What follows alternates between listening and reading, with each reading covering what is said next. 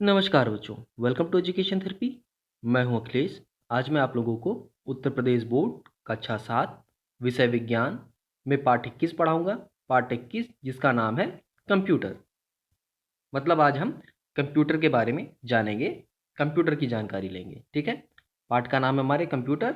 हमारे हमारी जो किताब है उसका लास्ट पार्ट है, एकदम आखिरी वाला पार्ट है। चलिए शुरू करते हैं, स्टार्ट करते हैं। देखिए, पाठ का नाम है हमारे कंप्यूटर। ठीक, आखिरी पाठ 21। क्या क्या पढ़ना है इसमें, पहले वो देखते हैं। देखिए, इनपुट एवं आउटपुट डिवाइस क्या होती हैं इसके बारे में जानना है। माउस, कीबोर्ड, सीपीयू, मॉनिटर, ये चीज़ें क्या होती हैं इनके बारे में जानेंगे। कंप्यूटर ऑन ऑफ करना जानेंगे। कंप्यूटर सॉफ्टवेयर का परिचय, सिस्टम एवं अनुप्रयोग। तो ये सारी चीज़ें हम इस पाठ में आज पढ़ेंगे, जानेंगे, समझेंगे। हम सभी को आज के समय में लगभग ज़्यादातर लोगों को पता है कंप्यूटर क्या होता है या कैसा दिखता है। ठीक है, या हम कह सकते हैं आज के समय में जो हम मोबाइल इस्तेमाल करते हैं वो भी एक तरह का कंप्यूटर ही है। जो डिवाइस हम इस्तेमाल करते हैं मोबाइल बात करने के लिए, कह लीजिए आप, अब चाहे आप उसको कीबोर्ड वाला मोबाइल कह लीजिए जो छोटा वाला होता है, वो भी एक तरह का कंप्यूटर ही है। हम उसमें कैलकुलेटर का भी इस्तेमाल कर लेते हैं, छोटे मोटे गेम खेल लेते हैं जैसे स्नैक वाले गेम हो गए, और मोबाइल से बात भी कर लेते हैं।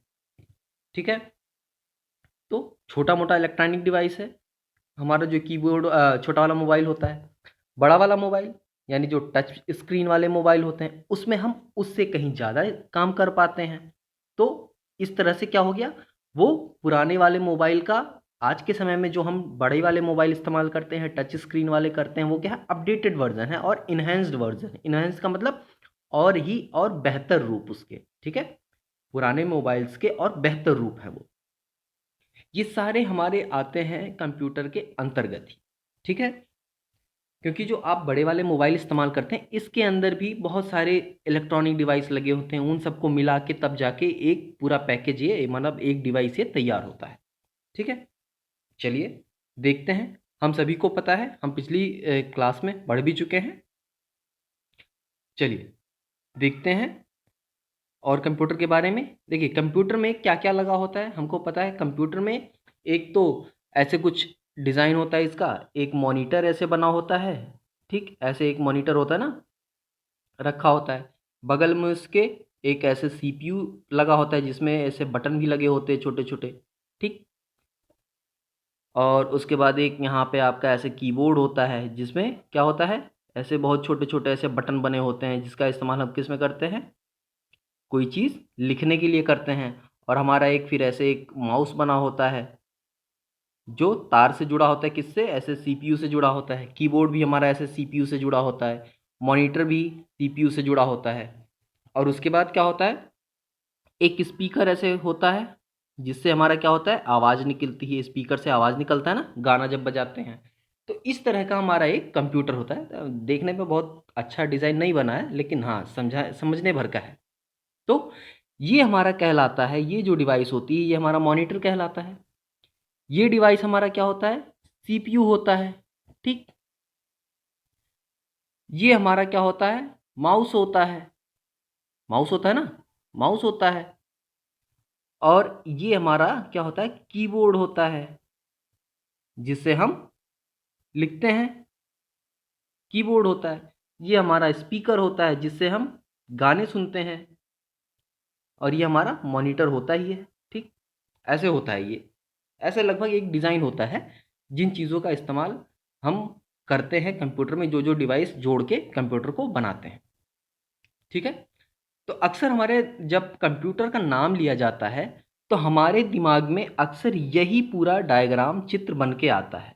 ये पूरा चित्र बन के आता है हमारे दिमाग में जब कोई भी कंप्यूटर का नाम लेता है। जबकि हमारा जो छोटा सा मोबाइल होता है या घड़ी होता है, कैलकुलेटर होता है, ये सब एक कंप्यूटर ही है। धीरे धीरे इन्हीं सबसे तो विकास होके हमारा आज एक कंप्यूटर का बड़ा पैकेज बना है, बड़ी डिवाइस बनी है ना कंप्यूटर। कंप्यूटर का जब विकास हुआ था तो क्या हुआ था, पहले चार्ल्स बेबेज जी ने, हमको पता है कि चार्ल्स बेबेज जो थे वो क्या कंप्यूटर के जनक थे।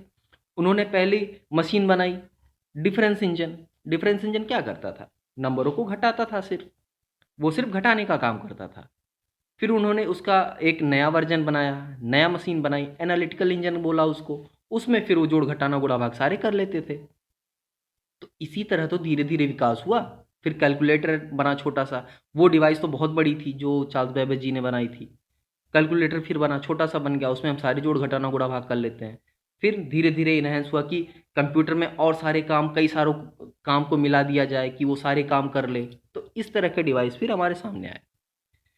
तो ये सारी चीज़ें होती हैं कंप्यूटर में, ठीक। अब देखिए, यहाँ देखते हैं, कंप्यूटर में अनेक प्रकार के डिवाइस या यंत्र का प्रयोग होता है। बहुत सारे यंत्र लगे होते हैं, ठीक। अनेक प्रकार के इलेक्ट्रॉनिक एवं वैद्युत उपकरणों से मिलकर बना होता है, जिसमें keyboard, mouse, CPU, monitor, speaker आदि भाग होते हैं। प्रत्येक भाग के अलग अलग कार्य निश्चित होते हैं। कीबोर्ड है तो वो सिर्फ लिखने का कार्य करेगा, माउस है तो वो सिर्फ क्लिक करने का काम करेगा, स्पीकर है तो वो सिर्फ आवाज़ निकालने का काम करेगा, मॉनिटर सिर्फ डेटा को दिखाने का काम करता है या हो रहे कार्य को स्क्रीन पर दिखाने का कार्य करता है, और सीपीयू सारे डेटा को कंट्रोल करने का, उसको प्रोसेस करने का कार्य करता है। ये सभी डिवाइसों के कार्य हैं यहाँ पे, ठीक। सबके अलग अलग कार्य होते हैं। यह सामूहिक रूप से मिलकर एक सिस्टम की तरह कार्य करते हैं। अब जब इन्हीं को हम एक मिला के एक साथ कार्य कराते हैं तो एक सिस्टम हो। जैसे हमारा ह्यूमन बॉडी सिस्टम है, हाथ का कार्य हाथ ही करता है, पैर का कार्य पैर ही करता है। हम ह्यूमंस हैं इसलिए ज़रूरत के हिसाब से थोड़ा बहुत बदलाव कर लेते हैं, लेकिन कंप्यूटर नहीं करेगा। स्पीकर सिर्फ बोलने का ही काम करेगा, ठीक है, वो सुनने का काम नहीं करेगा। सुनने के लिए हमको माइक्रोफोन लगाना पड़ेगा, जो हमारे मोबाइल में नीचे लगा होता है ना, एक छोटा सा छेद बना होता है एक तरह से। या फिर जो आपने देखा होगा कि जो नेताजी लोग भाषण देते हैं तो उनके मुंह के सामने एक माइक लगा होता है, वो क्या है, वो उसी को माइक्रोफोन कहते हैं। तो वो आवाज़ सुनने का कार्य करता है और स्पीकर आवाज़ निकालने का कार्य करता है। लेकिन ह्यूमन बॉडी क्या है? हाथ, बहुत से टैलेंटेड लोग होते हैं जो पैर से भी लिख लेते हैं। नॉर्मल लोग, ह्यूमन बींग्स में क्या कहा जाता है, हम लोग सिर्फ हाथ से लिख पाते हैं, पैर से लिखने की आदत ही नहीं है, ठीक है। तो ऐसे ही हाथ का कार्य, पैर का कार्य, जो पेट है हमारा और मुंह है हमारा, सबका अलग अलग काम है ना। तो ये पूरे मिलके क्या हो गए, ह्यूमन बॉडी सिस्टम बनाते हैं सब। जैसे हमारा मानव शरीर का एक सिस्टम बना दिए, वैसे ही कंप्यूटर में सारी चीज़ों को मिला के हम कंप्यूटर सिस्टम बनाते हैं। अब इनको डिवाइड किया गया है कितने पार्ट में, देखिए। Input device, output device, processing unit एवं मेमोरी यूनिट। अब देखिए, प्रोसेसिंग यूनिट और मेमोरी यूनिट, इनको हम कहते हैं एक ही में। ये दोनों मिलके हमारे होते हैं सीपीयू में, ठीक। सेंट्रल प्रोसेसिंग यूनिट के अंदर आते हैं ये दोनों, ठीक। प्रोसेसिंग यूनिट और मेमोरी यूनिट ये हमारे आते हैं सेंट्रल प्रोसेसिंग यूनिट के अंदर। तो हमारा 3 भाग गिनेंगे वैसे हम, इनपुट डिवाइस, आउटपुट डिवाइस और सीपीयू। इतने भागों से मिलके हमारा बना होता है कंप्यूटर। चलिए अब आते हैं इनपुट एवं आउटपुट डिवाइस पे। इनपुट एवं आउटपुट डिवाइस, देखिए इनपुट डिवाइस किसको कहते हैं, ध्यान से सुनिए। हर वो मशीन, हर वो यंत्र जिसके द्वारा हम कंप्यूटर के अंदर अपनी जानकारी को पहुंचाते हैं, या हम किसी भी जानकारी को कंप्यूटर के अंदर पहुंचाते हैं जिस यंत्र के द्वारा, उस यंत्र को हम कहते हैं इनपुट डिवाइस, ठीक। अब कंप्यूटर में हम ये काम किस यंत्र के द्वारा करते हैं? कंप्यूटर में नॉर्मली, सामान्यतः हमारे पास 2 चीज़ें होती हैं जिसके द्वारा हम अपनी ज़रूरत या अपनी जानकारी कंप्यूटर के अंदर पहुंचाते हैं। एक तो होता है कीबोर्ड, एक होता है माउस। ऐसे बहुत और भी बहुत सारे डिवाइस हैं जिसके द्वारा हम जानकारी सिस्टम के अंदर पहुंचाते हैं, यानी जो जानकारी हम सीपीयू के पास भेजते हैं। कीबोर्ड में हम जो कुछ भी टाइप करते हैं वो पहले जाता है सीपीयू के अंदर, उसके बाद तब हमको मॉनिटर पे वो चीज़ दिखाई देती है, ठीक। माउस के द्वारा जो भी माउस हम हिलाते हैं वो सिग्नल पहले जाता है सीपीयू के अंदर, और फिर वो सिग्नल मॉनिटर पे हमको दिखाई देता है जब हम माउस को हिलाते हैं, ठीक है। तो इस तरह से कोई भी ऐसी डिवाइस जिसके द्वारा हम डेटा को कंप्यूटर के अंदर पहुंचा सकें, उसको हम कहते हैं इनपुट डिवाइस। कौन कौन से होते हैं? तो सामान्यतः कीबोर्ड, माउस, दो चीज़ तो अभी चित्र बना के मैंने आपको दिखा दिया। बहुत अच्छा नहीं बना था, ठीक है, लेकिन उसमें मैंने आपको दिखा दिया। अब स्कैनर भी एक चीज़ होता है, ठीक, लाइट पेन भी एक चीज़ होता है, ठीक। ऐसी बहुत सी डिवाइस होते हैं जिनका इस्तेमाल हम इनपुट डिवाइस की तरह करते हैं, ठीक। चलिए, तो ये चीज़ें होती हैं हमारी इनपुट डिवाइस। अब आते हैं आउटपुट डिवाइस पे। आउटपुट डिवाइस क्या होता है देख लेते हैं। देखिए, आउटपुट डिवाइस, अब देखिए, आउटपुट डिवाइस का मतलब होता है ऐसा यंत्र, ऐसी कोई भी डिवाइस जिसके द्वारा हम कंप्यूटर द्वारा भेजे गए डेटा को या जो निर्देश को या जानकारी को हम प्राप्त कर सकें। ऐसी कोई भी डिवाइस जिसके द्वारा हम कंप्यूटर द्वारा भेजे गए जानकारी को या निर्देशों को या जो भी कुछ है डेटा को हम देख सकें या प्राप्त कर सकें, उसे हम आउटपुट डिवाइस कहेंगे। अब देखिए, हम प्राप्त कोई भी डेटा या कोई भी चीज़ देखने के लिए हम कंप्यूटर में किस चीज़ का इस्तेमाल करते हैं। अब कोई भी जानकारी, कोई पिक्चर देखना हो हमको, कोई गाना सुनना हो या हमको कोई प्रिंट आउट लेना हो, तो हम किस किस डिवाइस का प्रयोग करें। कीबोर्ड का तो प्रयोग करेंगे नहीं भाई, कीबोर्ड तो हमको प्रिंट आउट निकाल के नहीं देगा। कीबोर्ड के द्वारा, कीबोर्ड को देख के हम उसमें मूवी नहीं देख सकते ना। तो मूवी देखने के लिए क्या इस्तेमाल करना पड़ेगा हमको, मॉनिटर का इस्तेमाल करना पड़ेगा, तभी स्क्रीन होगी, तभी तो उस पर पिक्चर चलेगा। कोई भी डेटा पढ़ने के लिए, कोई भी फाइल पढ़ने के लिए, कोई भी किताब पढ़ने के लिए, अगर ऑनलाइन किताब पढ़नी है, इंटरनेट चलाने के लिए हमको क्या चाहिए, मॉनिटर चाहिए। यानी मॉनिटर क्या हो गया हमारा, आउटपुट डिवाइस, यानी जो हमको जानकारियों को दिखाने में सहायता करता है, दिखाता है, वो हमको दिखाता है, इसलिए वो आउटपुट डिवाइस है। ऐसे ही प्रिंटर है। प्रिंटर क्या है, प्रिंटर किसी भी जानकारी को हार्ड कॉपी, या हार्ड कॉपी का मतलब किसी कागज पे प्रिंट करके हमको देता है।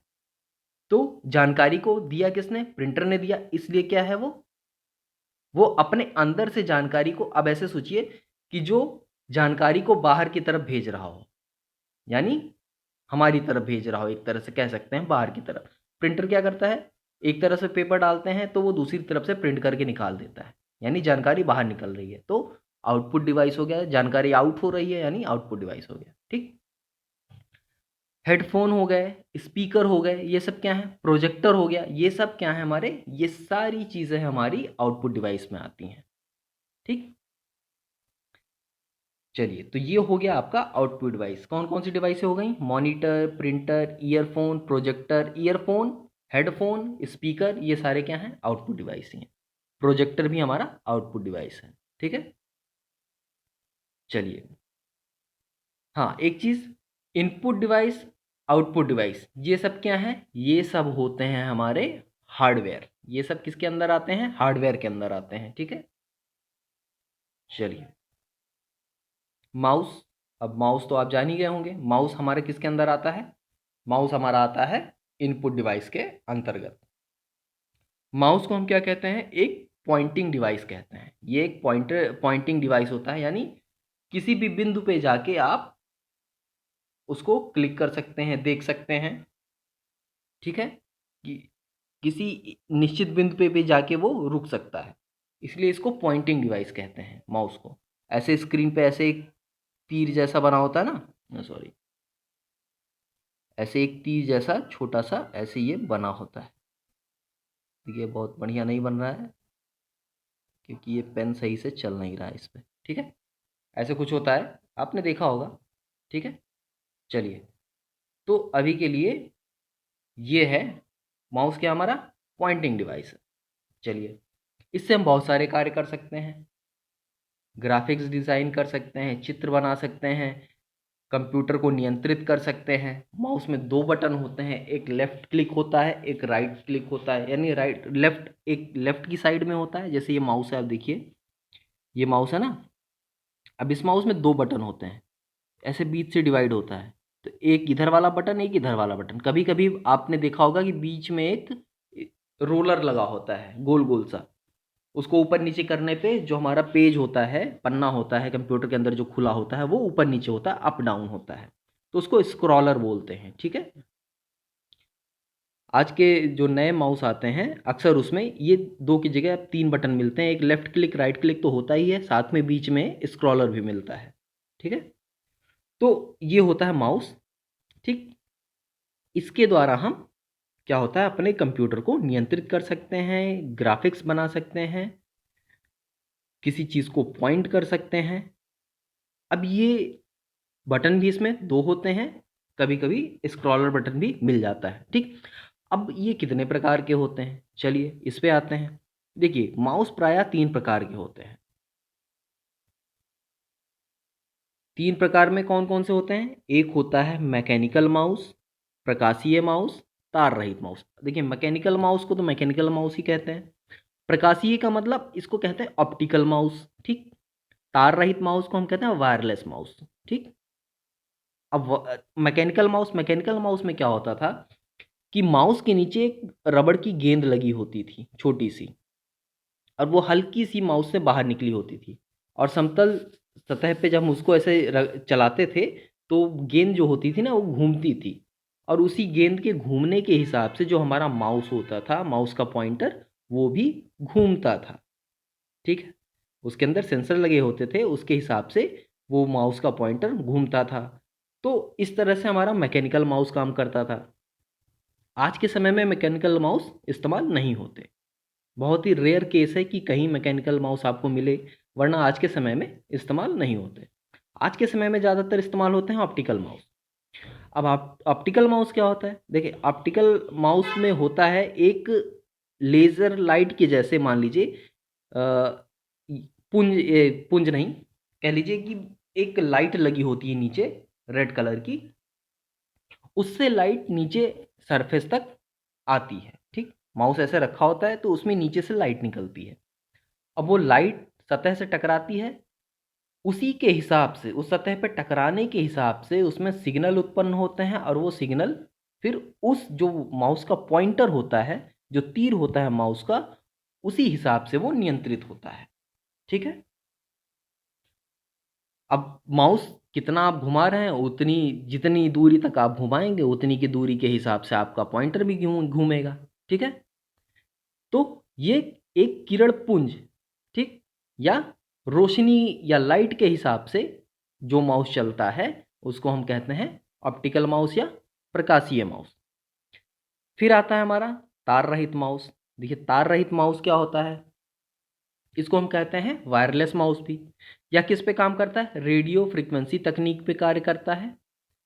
यानी माउस के अंदर एक ट्रांसमीटर लगा होता है, और सीपीयू के अंदर हमारा एक रिसीवर लगा होता है। तो माउस को जैसे ही जैसे हम घुमाते हैं, यहाँ से सिग्नल जाता है सीपीयू के रिसीवर के पास, और रिसीवर उसका फिर मॉनिटर पे माउस को नियंत्रित, माउस के पॉइंटर को नियंत्रित करता है। लेफ्ट राइट अप डाउन जैसा भी हम उसको घुमाएंगे वो वैसा घूमेगा। ठीक है। काम किस पे करता है? रेडियो फ्रीक्वेंसी टेक्निक पे काम करता है ये। तो समझ गए, वायरलेस माउस में रेडियो फ्रीक्वेंसी का इस्तेमाल करके काम होता है। 2 मेन कंपोनेंट होते हैं, माउस के अंदर ट्रांसमीटर लगा होता है, और रिसीवर जो होता है वो हमारा सीपीयू में लगा होता है। ठीक है। चलिए माउस के कार्य चलिए इसको देख लेते हैं।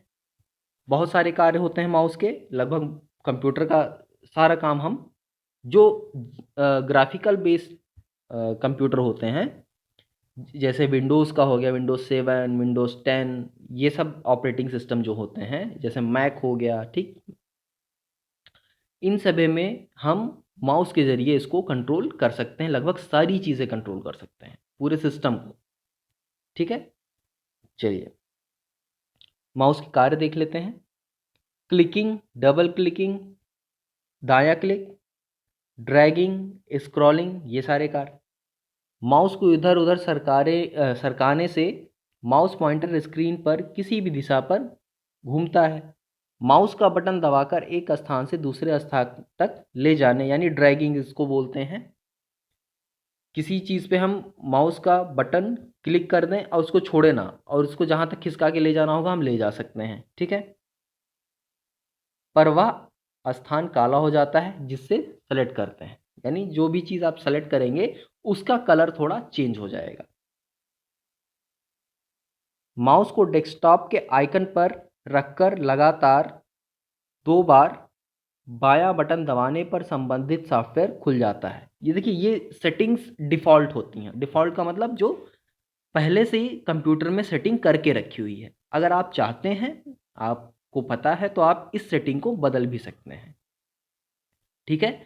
आप बायां की जगह दाएं बटन पे इसको सेटिंग कर दीजिए, डबल क्लिक वाला, तो दाएं बटन से वो खुलेगा, ठीक है। तो ये आप पे निर्भर करता है कि आप सेटिंग अगर चेंज करना चाहते हैं तो ये कर भी सकते हैं। फिर देखिए, स्क्रीन पर एक बालू घड़ी यह संकेत करती है कि कंप्यूटर आंतरिक रूप से कार्य कर रहा है। आप अब देखिए, ये बालू घड़ी जो बन के आता था ना, ये प्रोसेसिंग का था। आज के समय में कैसा आता है? आज के समय में गोल गोल घूमने वाला प्रोसेसिंग आता है, ठीक है। तो प्रोसेसिंग का ये जो आइकन है, ये हम अपने हिसाब से इसको भी बदल सकते हैं, गोल गोल कर लीजिए, या जो ये डमरू वाली घड़ी आती थी ना, एक ऐसे ऐसे करके ये जो घड़ी आती थी ऐसे, ये वाली, इसी को बालू घड़ी बोलते थे। तो ये वाली घड़ी भी आप बना सकते हैं। मतलब बनाना क्या, उसको बना होता है, उसको सेट करना रहता है, ठीक है। तो आपको तब तक इंतज़ार करना पड़ेगा जब तक क्या फिर से तीर ना बन जाए, ठीक। तो ये हमको दर्शाता है कि ये भी कंप्यूटर कुछ प्रोसेसिंग कर रहा है। जब प्रोसेसिंग ख़त्म हो जाता है तो वो ऑटोमेटिक तीर बन जाता है। पुनः एक बार माउस के दाएं बटन को दबाने पर विंडोज़ के अन्य विकल्प खुल जाते हैं। या इस बात पर निर्भर करता है कि स्क्रीन पर विंडोज़ खुला हुआ है या कोई अन्य सॉफ्टवेयर, ठीक। स्क्रीन पे जो चीज़ खुली होगी उस चीज़ पे आप राइट क्लिक करेंगे तो उस सॉफ्टवेयर से संबंधित विकल्प आपके सामने खुल के आएंगे, ठीक है। जैसे अभी के लिए देखिए, मैं स्क्रीन पे टच कर रहा हूँ कुछ देर। अब ये देखिए कि 3-4 विकल्प खुल के आए हैं। ये खुल गया ना, नोट लिखा है, टेक्स्ट लिखा है। ये जो खुल के आए हैं ना, ये सारे विकल्प ही हैं। ये देखिए, नोट खुल के आया, टेक्स्ट, फ्री हैंड, सिग्नेचर, ये सब विकल्प हैं। तो ये जो सॉफ्टवेयर मैं इस्तेमाल कर रहा हूँ, ये इसके विकल्प हैं। ऐसे ही जब ये सॉफ्टवेयर मैं कंप्यूटर में यूज़ करूँगा तो राइट क्लिक करने पे ऐसे ही विकल्प खुल के आएंगे। यानी स्क्रीन पे जो करंटली एक्टिव सॉफ्टवेयर होगा, मतलब जो उस समय चल रहा होगा स्क्रीन पे, उसी का विकल्प खुल के आएगा। अब इसको मैं बैक करके अगर होम पेज पे जाऊँ मोबाइल की मेन स्क्रीन पर, वहाँ पे ऐसे कुछ देर दबाए रहूँ तो दूसरा विकल्प खुल के आएगा फिर, ठीक है। तो ये चेंज होते रहते हैं जैसा सॉफ्टवेयर आप यूज़ कर रहे होंगे उस समय। चलिए, अब देखिए, माउस हो गया। अब आते हैं कीबोर्ड पे। कीबोर्ड भी क्या है? हमारा एक इनपुट डिवाइस है। इसमें कई तरह के बटन होते हैं। एक तो क्वेटी कीबोर्ड होता है, ये हमारा क्वेटी कीबोर्ड कहलाता है। इसको बोलते हैं क्वेटी, यानी अंग्रेजी के जो हमारे अक्षर हैं, 26 अक्षर, ये यहाँ पे मौजूद होते हैं। 2 इंटर बटन होते हैं। ये हमारा न्यूमेरिक कीबोर्ड, न्यूमेरिक बटन है। न्यूमेरिक का मतलब 0 से लेके 9 तक के बटन है। 0 से 9 तक के बटन आपको यहाँ भी मिल जाएंगे ऊपर, ठीक। F1 से लेके F12 तक के बटन यहाँ मिल जाएंगे आपको। ESC बटन यहाँ होता है, इसको एस्केप बटन बोलते हैं। ये टैब बटन होता है, ये कैप्स लॉक बटन होता है, ये शिफ्ट बटन होता है, ये CTRL बटन होता है, ये अल्ट बटन होता है, ये भी ALT बटन होता है, ठीक। ये CTRL होता है, ये शिफ्ट होता है। यानी कुछ बटन ऐसे हैं जो 2-2 बार दिए गए हैं, ठीक है। ये लंबा वाला बटन, इसको स्पेस बार कहते हैं, ठीक है। ये जो आपको बटन दिए गए हैं, ये चारों बटन एरो की होती हैं, यानी ऊपर जाने के लिए, नीचे जाने के लिए, लेफ्ट जाने के लिए, राइट जाने के लिए ये बटन बनी होती हैं। यहाँ पे आपने ये बटन देखे हैं, इनको बोलते हैं मल्टीमीडिया बटन। यानी आवाज़ धीमा करने के लिए, तेज़ करने के लिए, कोई चीज़ मूवी या गाना चल रहा है तो उसको प्ले करने के लिए, पॉज़ करने के लिए, ठीक है। डायरेक्ट ब्राउज़र खोलने के लिए, www पे जाने के लिए, ये मल्टीमीडिया कीज़ बोलते हैं। ये जो सबसे ऊपर दिए गए हैं, इनको मल्टीमीडिया कीज़ बोलते हैं। यहाँ पे आपको डिलीट, इंसर्ट, ऐसे कई चीज़ें, बटन यहाँ पे आपको दिए गए हैं। तो ये सारे बटन होते हैं एक कीबोर्ड में। एक नॉर्मल कीबोर्ड में आपको इतना सारा बटन मिलेगा। ठीक है, चलिए देखते हैं यहाँ पे थोड़ा सा पढ़ भी लेते हैं और क्या चीज़ इसमें दिया हुआ है। देखिए, इसमें alphabet, number, special keys, function keys और इसमें दिया है मोमेंट कीज़। मोमेंट कीज़ का मतलब ये जो कीज़ होती हैं ऊपर नीचे राइट लेफ्ट, ठीक। Moment keys, punctuation keys. जब एक की दबाई जाती है तब एक इलेक्ट्रॉनिक सिग्नल उत्पन्न होता है। यानी कंप्यूटर को कैसे पता चलता है कि ये बटन दबाया गया है। हर बटन का, जितने भी बटन होते हैं कीबोर्ड में, हर एक बटन का अलग अलग सिग्नल होता है, ठीक। अलग अलग कोड होता है, अलग अलग सिग्नल होता है। ए को दबाएंगे तो दूसरा सिग्नल जाएगा, बी को दबाएंगे तो दूसरा सिग्नल जाएगा। इसी सिग्नल के आधार पे कंप्यूटर को पता चलता है कि कौन सा बटन दबाया गया है, ठीक। जो कीबोर्ड एनकोडर नाम से इलेक्ट्रॉनिक सर्किट द्वारा डिटेक्ट किया जाता है। एक एनकोडर होता है, वो डिटेक्ट करके बताता है कि कौन सा सिग्नल आया है, यानी कौन सा बटन दबाया गया है। कंप्यूटर के कीबोर्ड में टाइपराइटर पर मिलने वाली सभी कीज़ होती हैं।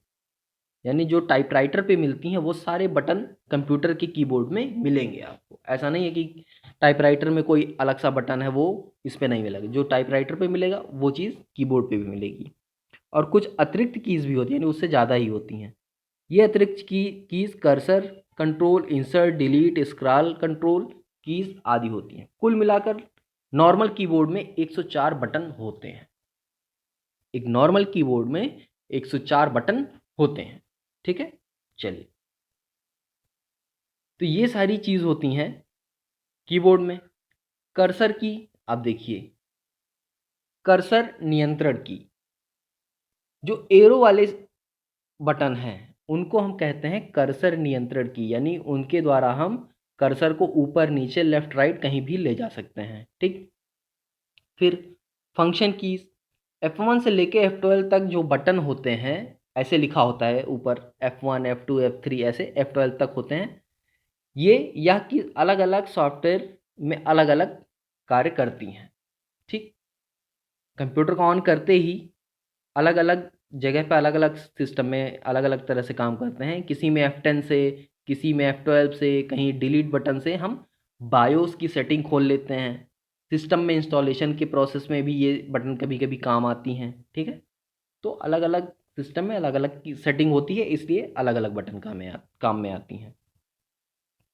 टाइपराइटर कीज, टाइपराइटर मतलब जो क्वेटी कीबोर्ड हो गए, संख्या वाले कीबोर्ड हो गए, संकेत हो गए, @ हैशटैग, डॉट, कॉमा, ये सब टाइपराइटर कीज़ में आती हैं। न्यूमेरिक कीपैड, देखिए दाईं ओर सबसे किनारे, ये देखिए नीचे आएंगे हम देखेंगे, ये जो दाईं ओर सबसे किनारे होता है ना न्यूमेरिक की, ये अलग सा न्यूमेरिक की बटन दिए होते हैं, इसीलिए इसको न्यूमेरिक की कहते हैं, ठीक है। इसमें नंबर्स होते हैं और कुछ जोड़ घटाना गुड़े, यानी जो कैलकुलेटर वाला काम होता है वो वहाँ से हम कर सकते हैं। कैप्स लॉक की एक बटन होता है कैप्स लॉक का, जिसे एक बार दबा दिया जाए तो एक लाइट जलेगी और लाइट जलने से हमको पता चल जाता है कि कैप्स लॉक बटन दबा हुआ है, ठीक। उसके बाद हम कोई भी अक्षर टाइप करेंगे तो वो कैपिटल लेटर में लिखेगा। और जैसे ही हम कैप्स लॉक दोबारा दबाएंगे और लाइट बुझ जाएगी, उसके बाद हम लिखेंगे तो वो हमेशा स्मॉल लेटर में लिखेगा। शिफ्ट की, शिफ्ट की क्या होता है? शिफ्ट की को दबाकर टाइप करने पर अक्षर बड़ा टाइप होता है। यानी कैप्स लॉक और शिफ्ट की लगभग दोनों सेम काम करते हैं, लेकिन शिफ्ट की में खास बात क्या होती है? कैप्स लॉक में सिर्फ कैपिटल लेटर को बड़ा और छोटा करने के लिए इस्तेमाल होता है वो बटन, लेकिन शिफ्ट की को हम अक्षर को बड़ा और छोटा करने के लिए तो यूज़ करते ही हैं, साथ में कई बटन ऐसे होते हैं जहाँ पे एक ही बटन से दो दो चीज़ें लिखी जाती हैं, ठीक है। एक ही बटन से दो दो अक्षर या दो दो सिंबल टाइप किए जाते हैं, तो वहाँ पे शिफ्ट बटन का इस्तेमाल किया जाता है, ठीक है। एंटर एंड रिटर्न कीज का इस्तेमाल दो कामों के लिए होता है। देखिए, स्क्रीन पर लिखे निर्देशों को एंटर की दबाकर, यानी एंटर बटन दबाकर सीपीयू तक भेजना, यानी एंटर बटन दबा के ही हम किसी संदेश को सीपीयू तक भेज सकते हैं। अच्छा टाइप करने के बाद एंटर बटन दबाने से कर्सर नई लाइन में पहुंच जाता है, ठीक है। नई लाइन में जाने के लिए भी हमको एंटर बटन दबाना पड़ता है। डिलीट की स्क्रीन पर लिखा हुआ अक्षर मिटा देती है। बैक स्पेस दबाने पर कर्सर एक अक्षर पीछे आता है, यानी जितनी बार दबाएंगे वो कर्सर उतनी बार पीछे आएगा। ठीक है, तो ये सारी कुछ नॉर्मल कीज़ हैं। नॉर्मल कीज़ क्या, जो कीबोर्ड में कीज़ होती हैं, जो बटन होती हैं, उनका कार्य है। ठीक है, अभी आते हैं हम सेंट्रल प्रोसेसिंग यूनिट यानी सीपीयू। हमको पता है क्या है सीपीयू, हमारा सेंट्रल प्रोसेसिंग यूनिट जिसको कहते हैं। ये हमारे कंप्यूटर का दिमाग होता है, यानी मस्तिष्क होता है। जैसे हमारी ह्यूमन बॉडी का यानी हमारे मानव शरीर का दिमाग होता है ना, एकदम जो सब कुछ नियंत्रित करता है। हमारा दिमाग हमारे हाथ को, हमारे आँखों के पलकों को, हमारे पैर को, हमारे सिस्टम, जो हमारा लगभग शरीर की कई चीज़ों को, ये हमारा दिमाग लगभग हर चीज़ को नियंत्रित करता है। ठीक, तो वैसे ही कंप्यूटर में बहुत सारी चीज़ों को, हर चीज़ को नियंत्रित करता है कौन सा पार्ट, सीपीयू।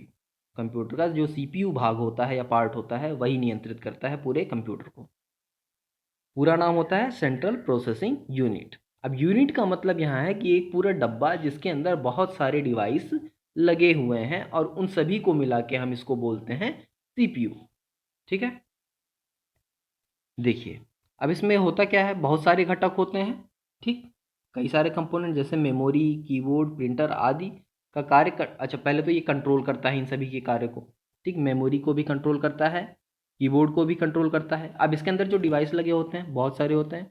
जैसे देखिए मेमोरी, पहले तो पूरा एक मदरबोर्ड होता है। सीपीयू के अंदर एक मेन चीज़ होती है मदरबोर्ड। मदरबोर्ड होता है, एसएमपीएस होता है। ठीक, ये दो बहुत मेन डिवाइस हैं। डिवाइस क्या है, पूरा कलेक्शन है। मदरबोर्ड पे तो बहुत सारी चीज़ें लगी होती हैं, जैसे आपका मेमोरी लगा होता है, यानी जिसको आप रैम कहते हैं। आपका माइक्रो प्रोसेसर लगा होता है, जो हर डेटा को प्रोसेस करता है। ठीक, आपके पीसीआई स्लॉट होते हैं। ठीक, बहुत सारे ट्रांजिस्टर, आईसी, ये बहुत सारी चीज़ें उस पे लगी होती हैं। ठीक है, वो मदरबोर्ड ही है, इसलिए उसको मदरबोर्ड बोलते हैं, क्योंकि उस पे बहुत सारी डिवाइस हैंडल होती हैं, उस पर लगी होती हैं। ठीक है, देखिए कंप्यूटर का यह यूनिट अंकगणितीय तार्किक नियंत्रण से जुड़े कार्य, इनपुट कार्य, आउटपुट कार्य संपन्न करती है। देखिए अंकगणितीय तार्किक, ये सारे गणनाएं हमारा जो करता है वो माइक्रो प्रोसेसर करता है। ठीक है, इसे आमतौर पर प्रोसेसर के रूप से भी जाना जाता है। अब देखिए ये जो माइक्रो प्रोसेसर और प्रोसेसर, ये एक ही चीज़ है। उसको माइक्रो प्रोसेसर भी कहते हैं, कभी कभी लोग प्रोसेसर भी कहते हैं। ठीक है, इसे कंप्यूटर के मदरबोर्ड पर लगाया जाता है। ठीक, अब देखिए माइक्रो प्रोसेसर जो होता है वो कंप्यूटर के मदरबोर्ड, जो मैंने अभी आपको बताया कि मदरबोर्ड होता है, उसी पे लगाया जाता है। और मदरबोर्ड के माध्यम से ही कंप्यूटर के अन्य घटक एक दूसरे से जुड़ते हैं। यानी जो प्रोसेसर होता है, यानी अगर एक तरह से कहा जाए तो कहने को तो हम कहते हैं सेंट्रल प्रोसेसिंग यूनिट, यानी ये जो डब्बा होता है इस पूरे को ही हम सेंट्रल प्रोसेसिंग यूनिट कहते हैं। अब यूनिट की बात है तो यूनिट कई चीज़ों से मिलकर ये बना हुआ है, इसके अंदर बहुत सारी चीज़ लगे हुए हैं। अब इनमें अगर पूछा जाए कि मुख्य डिवाइस क्या है, तो जो प्रोसेसिंग है ना, जो सेंट्रल प्रोसेसिंग की बात की जा रही है, वो हमारा होता है माइक्रो प्रोसेसर यानी प्रोसेसर। सेंट्रल प्रोसेसिंग डिवाइस इसमें होती है हमारी प्रोसेसर। ठीक, और बाकी बहुत सी चीज़ें होती हैं इसमें लगी हुई होती हैं। ठीक है, चलिए अब देखिए सीपीयू के घटक। देखिए ये देखिए सीपीयू पूरा डब्बा बना हुआ है ना। अब इस डब्बे में देखिए आपको एक पावर ऑन ऑफ बटन दिया है, एक रीसेट बटन दिया है, और एक लाइट बटन होती है जिससे पता चलता है सीपीयू ऑन है कि ऑफ है। ठीक है, सीपीयू के मुख्य घटक अंकगणितीय यानी एएलयू जिसको बोलते हैं, arithmetic logic unit, processor register, control unit, ये सब क्या है। देखिए प्रोसेसर रजिस्टर यानी इसको हम कहते हैं एमयू, यानी मेमोरी यूनिट भी कहते हैं इसको।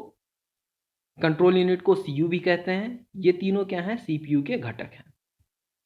इनका अलग अलग कार्य है, सीपीयू के अंदर ही ये डिवाइड होते हैं और अलग अलग कार्य करते हैं।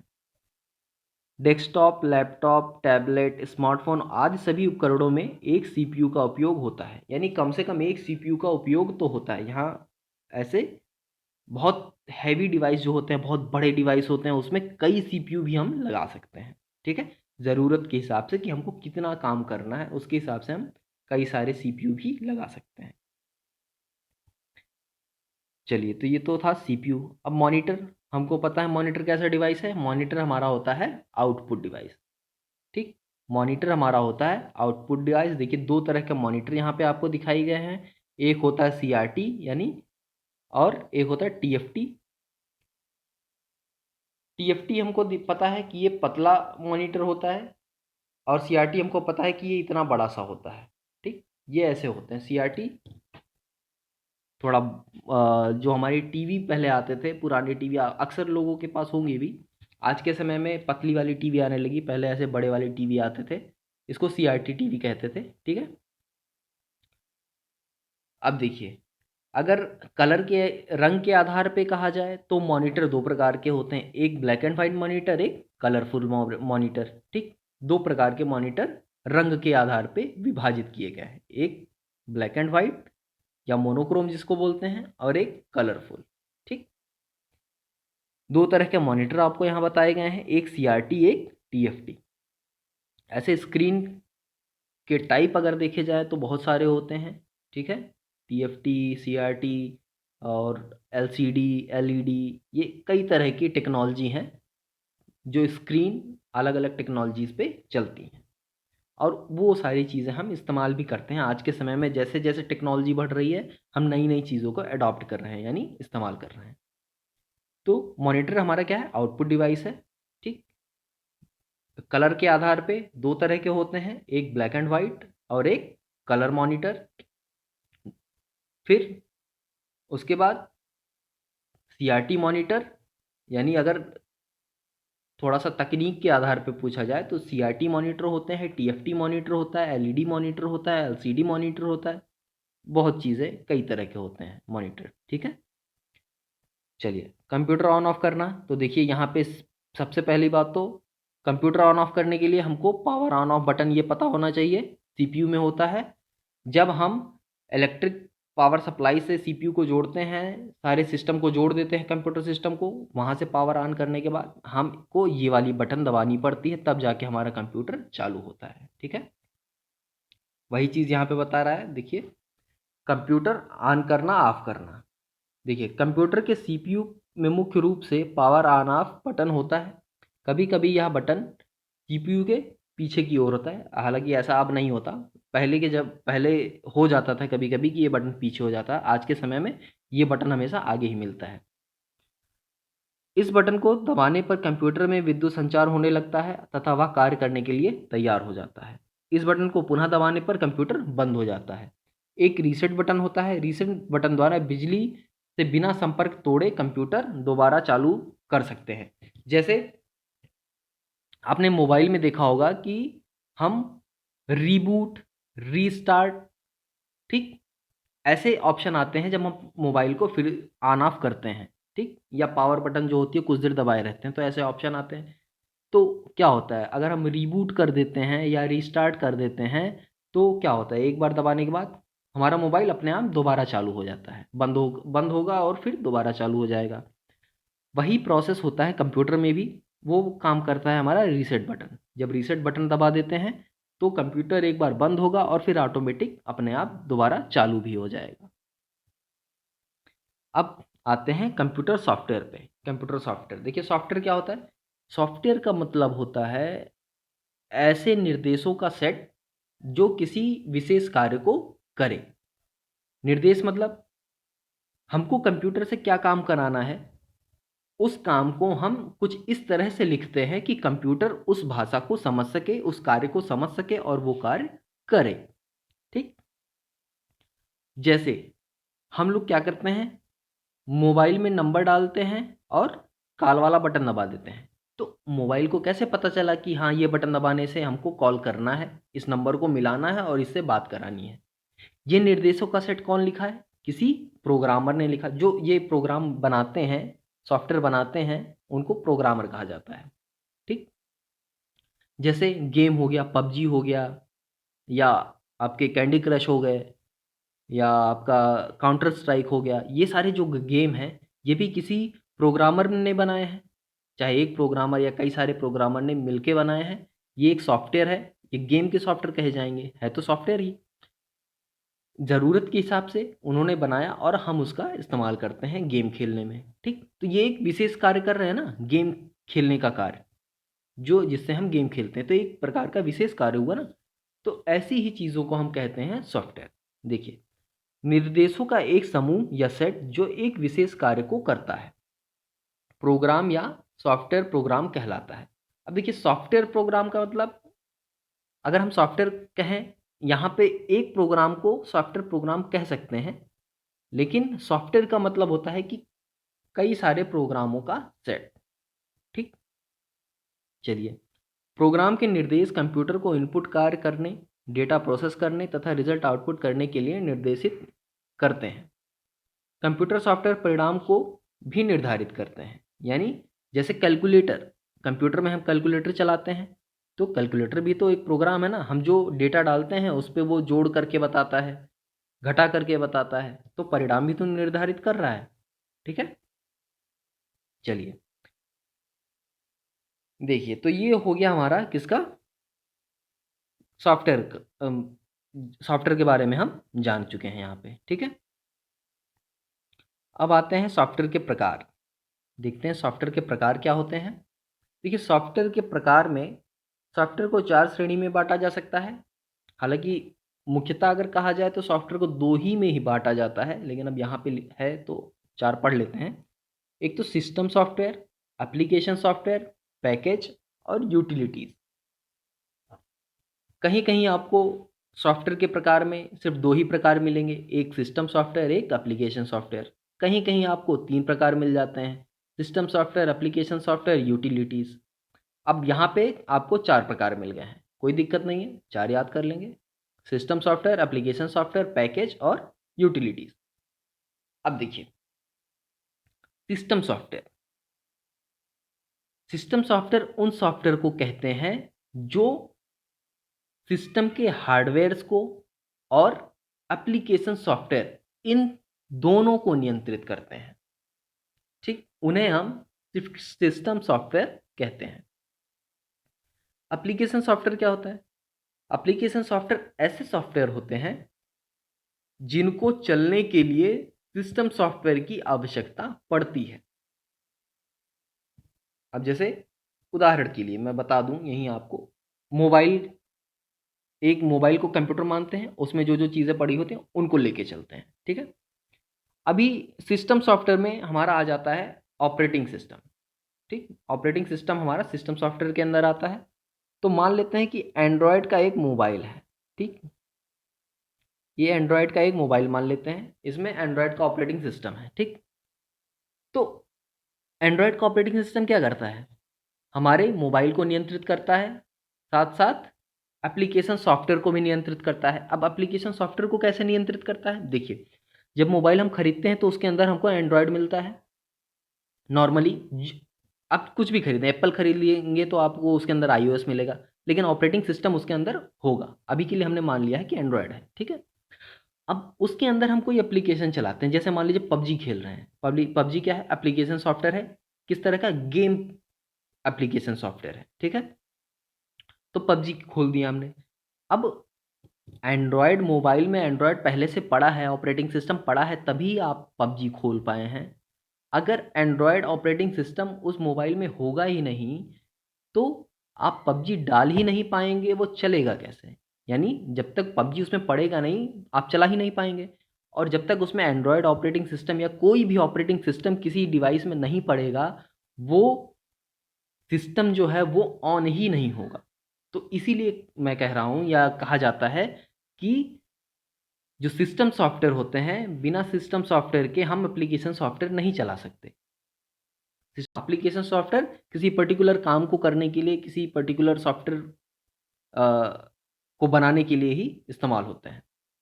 सॉफ्टवेयर को बनाने के लिए नहीं, सॉफ्टवेयर को से कोई निश्चित काम कराने के लिए एप्लीकेशन सॉफ्टवेयर का इस्तेमाल होता है। पैकेजेस में आपके आ जाएंगे, जैसे एमएस ऑफिस का एक पैकेज आता है। उस पैकेज में आपको कई सारे सॉफ्टवेयर मिलते हैं, जैसे MS Word, MS Excel, MS PowerPoint, MS Excel. ठीक, ये सारे एक ही साथ एक ही पैकेज में कई सारी चीज़ें मिल जाती हैं। हालांकि ये चीज़ें अलग अलग करने पे एप्लीकेशन सॉफ्टवेयर ही इनको कहते हैं। जैसे MS वर्ड एप्लीकेशन सॉफ्टवेयर है, MS एक्सेल एप्लीकेशन सॉफ्टवेयर है, MS power point application software है। ठीक है, ये सारे क्या हैं, एप्लीकेशन सॉफ्टवेयर। इसलिए मैं कह रहा था कि जो पैकेजेस हैं ये आ जाएगा हमारा किसके अंदर, एप्लीकेशन सॉफ्टवेयर के अंदर। ठीक है, चलिए अब आते हैं यूटिलिटीज़ पे। देखिए यूटिलिटीज़ कौन से सॉफ्टवेयर होते हैं। देखिए यूटिलिटीज़ में आप बस इतना याद रखिए, जो एंटीवायरस जैसे सॉफ्टवेयर होते हैं उनको हम यूटिलिटी सॉफ्टवेयर कहते हैं।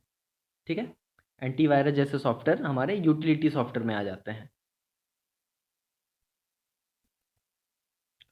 चलिए, तो ये हो गया सॉफ्टवेयर के प्रकार। ठीक, अभी देखिए सिस्टम सॉफ्टवेयर क्या होता है मैंने आपको बता भी दिया है, लेकिन फिर भी देख लेते हैं थोड़ा। देखिए सिस्टम सॉफ्टवेयर एक या एक से अधिक प्रोग्रामों का सेट है जो मूल रूप से एक कंप्यूटर सिस्टम के कार्य को कंट्रोल करने के लिए डिज़ाइन किए गए हैं। ये जनरल प्रोग्राम्स हैं जो एप्लीकेशन प्रोग्राम को एग्जीक्यूट करने में सभी स्टेप्स जैसे सभी कार्य को कंट्रोल करना, डेटा को कंप्यूटर से बाहर या अंदर मूव कराना। देखा आपने, या जो मैंने अभी आपको ऊपर बताया कि ये सिस्टम को भी कंट्रोल करते हैं, साथ साथ एप्लीकेशन प्रोग्राम को एग्जीक्यूट का मतलब उनको चलाने में, ठीक, हेल्प करते हैं।